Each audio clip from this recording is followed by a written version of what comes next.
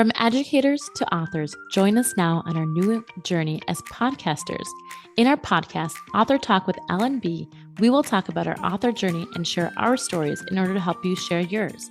You will get an in-depth look of the how-tos we were looking for when we got started. Stay tuned for topics ranging from how to get published to how to stay inspired.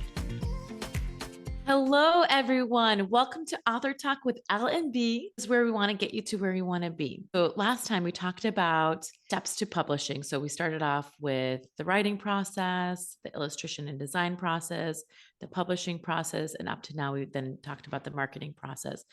Today, we're going to do a deep dive into the marketing process. Brittany's going to kickstart us on the marketing process, really just knowing your audience and identifying your brand. Yeah, and I think it's just very important that we talk about this part because to me, it is the most important part.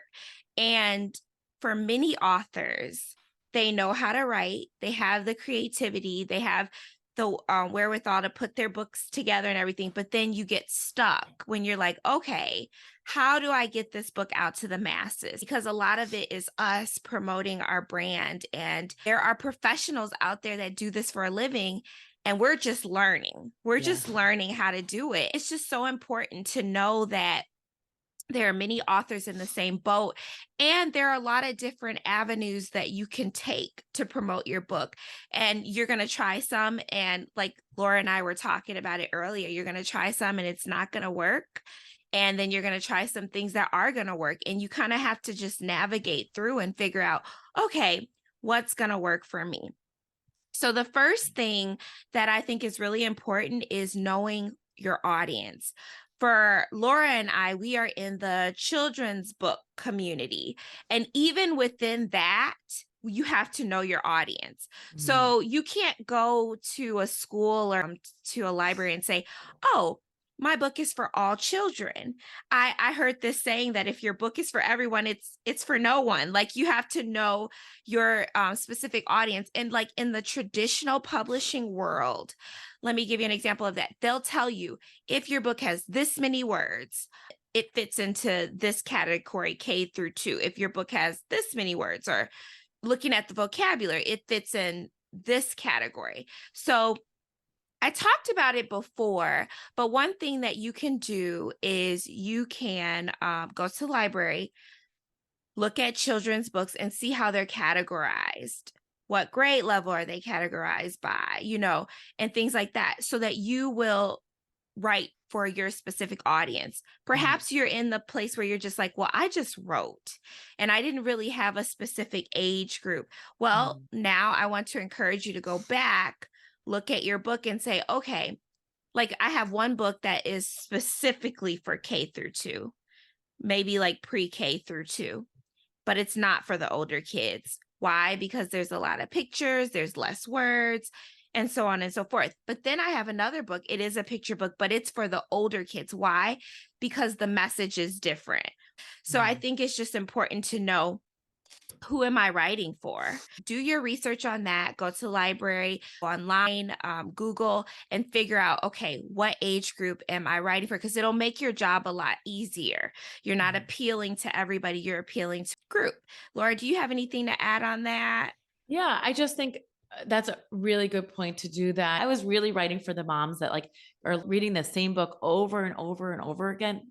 And so I was trying to include those Easter eggs, but it's also important to know like your age group while you're writing it, because it can inform your writing too. Thing to consider is if you are publishing on a platform like Amazon, it is very important to know the criteria that they have different categories. No, I totally agree with that.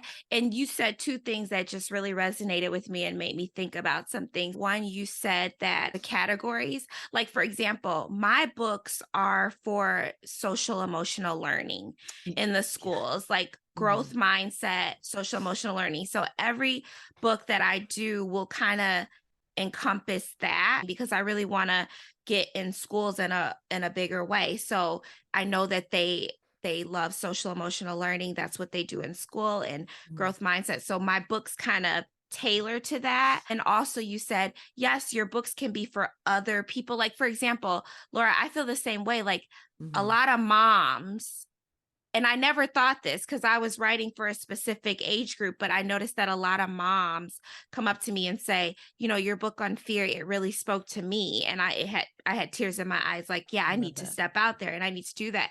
And Yeah. yes, that will happen. You'll find that, oh wow, my book is for this age group, but then I notice another age group that it appeals to too. And I think that that is good. But then also just going through when you go into schools, who is this for? It's for this age group. When you go into a bookstore, who is this for? What category? You need to be able to know those things. So, Mhm. so yeah, Laura, those were all great things. It Me made me too. think about it. Yeah. Yeah. Want Yeah. to talk a little bit about so when we know our age group and we know our customers, then we can go and promote our book. And Yeah. so I'm going to just talk a little bit about some of the ways that I do it. And Laura, if you have ways too, Sure. please Yeah. jump in. But like one of the things I started off doing is vendor shows. Many of you know, maybe you don't, that there are vendor shows probably throughout your state that they run throughout the year. And so I would look for all the children's vendor shows. They might have school events where they're letting vendors set up a table, or they might have, just different things. But I would look for children and parent vendor shows, and I would like promote my book there. Where do you find those? That is such a good question. Facebook and a lot of the author groups will promote a vendor show, or I can type in vendor shows in the search and Mhm. some will come up, vendor shows in Illinois. Eventbrite Oh, is that's a good another idea. platform where they advertise vendor shows that you can register for. I'm going to be very honest with you and tell you that some vendor shows I made a lot of money and sold a lot of books. Other vendor shows I did not. It's kind of like this 50-50 thing where you're kind of taking a chance. And the hardest part about it, I would say, is the fact that you have to pay a fee to do it. So the fee Mhm. can be anywhere from $25 to $75. It could be even higher, just depending on how big of an audience they're expecting. Like I've gone to a vendor show and I've spent upwards of 100. I usually don't go above 100. And I've spent as low as 25. Some of the vendor shows where I only spent 25, I made more money than I did at the vendor show where I spent maybe 90 to 100. And so you're kind of taking a chance. So I'm kind of up in the air with vendor shows. Like if I Yeah. see one that I is the price is just so low I can't deny it. Like a couple I did for free, they were offering it for free, or they were like $25, but you're kind of taking a chance with that. Knowing your audience will help you to decide, okay, well, what vendor shows am I going to do? I'm not going to do this vendor show because it doesn't appeal to my particular audience. Same with, for me, schools are a big one. And I'll talk more about that in depth later. But contacting schools saying, this is what I'm doing, this is the age groups that I'm appealing to, social emotional learning that I'm doing, that Mhm. helps. And then also, Laura, you've done this a lot more than I've done, but Yeah. bookstores, what is the process with that? Like, Honestly, it has been just reaching out. It's been reaching okay. out, either me reaching out to them or them reaching out to me. Bulk of what I've done is just reach out to the bookstores. And as an indie author, like I'm reaching out not only to carry my book, but also to see if I could do a story time to promote my book. So a lot of times bookstores will let me do both. They'll carry my book Mm, and then like I'll have a story time. And then a lot of times I sell a lot of my books during that story time. Sometimes they will just carry my book and not let me do a story time, which is okay. You have to brace yourself for all of it. And as you continue to do this, it gets easier for me at least. yeah. It can be tough. It can be hard, Yeah. especially like, if you get that no, it's disheartening, but you can keep trying. I've been very persistent and some no's have become yeses. It can be difficult, but you can always come back to this podcast if you need that encouragement because you can do it. A lot of it is just putting yourself out there and reaching out.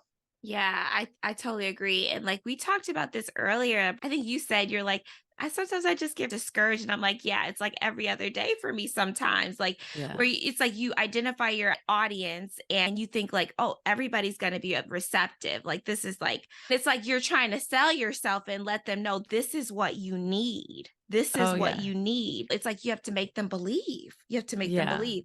But what becomes easier is when you know your story. And we're going to talk about our story because it's not just the book. It's like people are going to buy because they like you, because they Yeah. like what you have to bring. Something resonates with them. Maybe it's something you pulled from your own life that kind of helped you to tell your story, but they're going to fall in love with the person that you are. Like you're a brand. And we'll talk about that in the next episode. But Mhm. just knowing the need, being confident and saying, okay, I know my ideal audience, I know what I'm doing, and I know that they need what I have. And just being confident in that.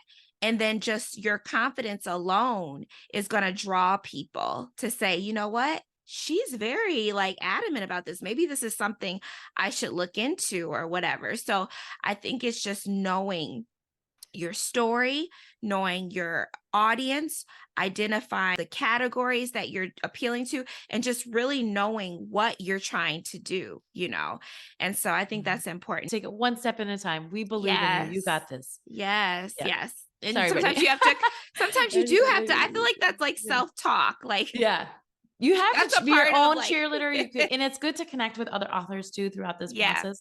So Laura, can you talk to us about a launch team? Oh, Can you yeah. tell them about that? Yeah. So I think the next best step after all that we have discussed is Mm, really the step of creating a launch team. So essentially your launch team is a team of people, whether it be friends, families, colleagues, whoever that you've reached out to that have agreed to then be on your team. They are going to help you spread the word about your book. You're using their platforms too to widen your net to get as much people to know about your book as possible. So step one is reach out to anybody that you know and see if they will be part of your launch team. Once you've heard responses, you need to identify first yourself, like, what do you want out of this launch team? Obviously it's going to help you spread the word, but how are you going to do that?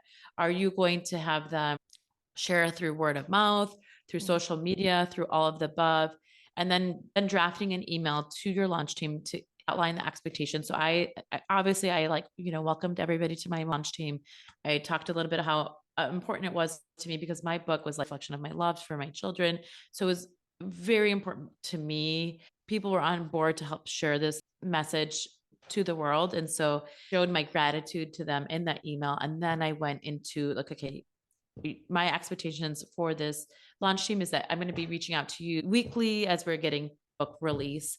And what I did is I reached out to them to get first advice, like, oh, okay, do you like this language better or this language better mm, for, part of the book? Or do you like this picture or this picture? Getting them really like invested and bought mm, in. I did little surveys and I didn't just do it with mm, my launch team. We can talk about it a little bit more when we're talking about like branding and growing your brand. I also did it on social media, but I first reached out to my launch team to get some of that feedback. So asking them for that help. So like for me in my email, I asked my friends and family to first help me spread the word, both by word of mouth and by supporting me on social media, whether that be following me on social media or sharing about my book on social media.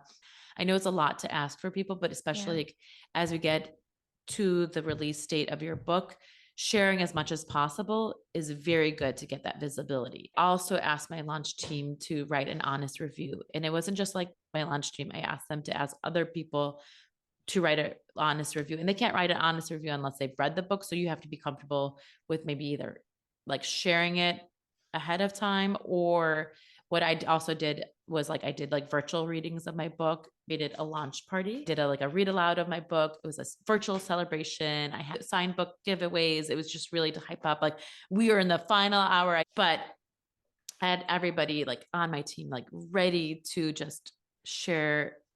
Couldn't thank my launch team enough. Like I felt bad at times, like I really inundated them with like emails, but I could not express the gratitude of like how warm I felt with their Mm, reception. Like, and to see how much it resonated with them too, especially mm. since it was so near and dear to my heart. I mean, I love that.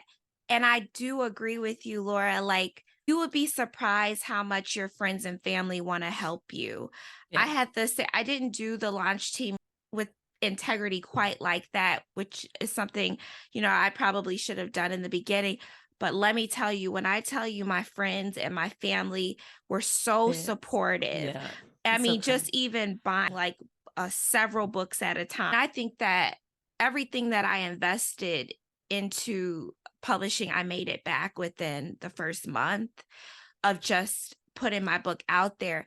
And like Laura said, I totally empathize with her in that.